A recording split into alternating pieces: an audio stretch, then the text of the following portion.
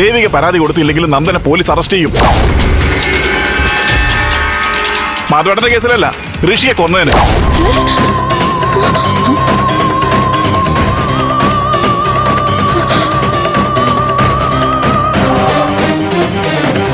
എന്താ ഗിരി എന്താ പറഞ്ഞേ? നന്ദൻ എന്ത് ചെയ്തു? എന്താ പറഞ്ഞെന്ന്?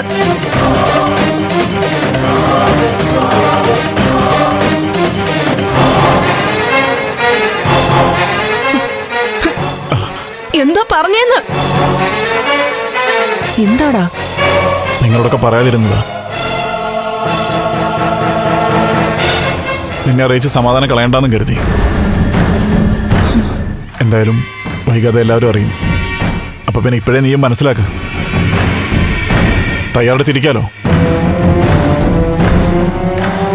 കൊലപാതക കുറ്റത്തിന് നന്ദൻ ഏത് നിമിഷം അറസ്റ്റ് ചെയ്യപ്പെടും. പ്രഭാവതി മേഡത്തെ ആക്ഷേപിച്ചതിന് നന്ദൻ ഋഷിയുമായിട്ട് സംസാരമുണ്ടായി.